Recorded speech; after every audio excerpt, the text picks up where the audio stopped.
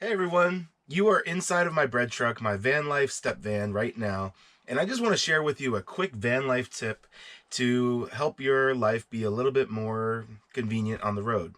One thing I've learned when in a van, if you have a bag that is from chips or any kind of trash like this that you can do this with, try it, because it makes your trash so much smaller and more compact to save you trips to the garbage to take stuff out, and you'll fit a lot more in your trash.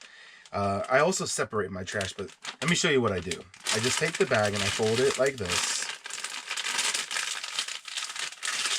There's crumbs in the bag as well. There's pretzel crumbs and salt in the bottom.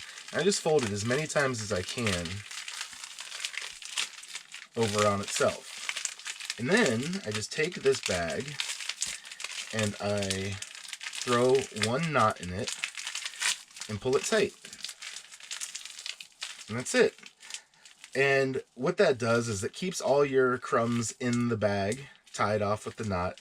And if you've ever crumpled up a bag, you know that it comes out way bigger than this little tiny thing that lays nice and flat in your trash. A crumpled up bag is about this size, so it's much smaller. Try doing this with all your trash.